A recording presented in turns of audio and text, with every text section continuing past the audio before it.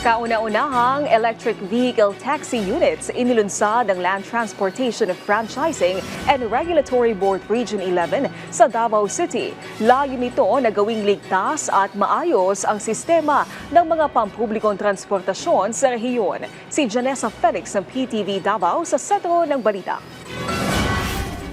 Nilunsad ng Land Transportation Franchising and Regulatory Board o LTFRB 11 kasama ang Regional Taxi Operators Association ang 19 na mga electric vehicle taxi units sa Davao City.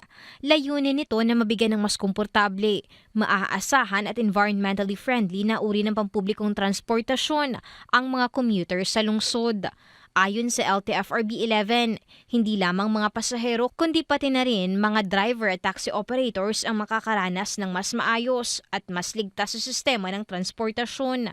Iginagagalak din ito ng tanggapan dahil patuloy ang pagsisikap ng Department of Transportation na unti-unting mapalitan ng sustainable at modernong pampublikong transportasyon ang bansa. This is not the first in Davao. Actually, these are the second batch of EV taxis operating in Davao. We launched some units last year under Maligaya, and we are very happy that we are now, our family of EV taxis are getting bigger and bigger. Ito rin ang itinuturing na kauna-unahang electric vehicle taxi unit sa Mindanao, isang bagay na ipinagmamalaki ng LTFRB 11. Binigyang diin din ang kahalagahan ng Electric Vehicle Industry Development Act, nagsisilbing gabay sa pagbuo ng national framework para sa adoption ng electric vehicles upang mabawasan ang paggamit ng fossil fuels.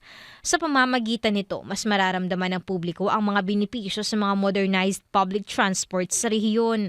We are encouraging all the operators who are listening right now, and I'm also encouraging the media to inform the public that we are serious in our inspections with dilapidated taxis, dilapidated jeepneys, and all the other public transport.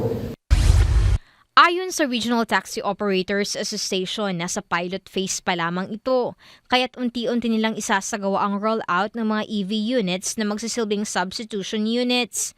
Dahil nasa study phase pa lamang ito, dadaan muna sa maingat na pag-aaral bago tuluyang palitan ng EV units ang mga lumang taxi na nag-ooperate sa Davao City. Ang nasabing unit ay may plug-in hybrid electric vehicles na may kakayahang tumakbo ng 50 hanggang 60 kilometers gamit lamang ang electric power. Mula dito sa Davao City, Janessa Felix para sa Pambansang TV sa Bagong Pilipinas.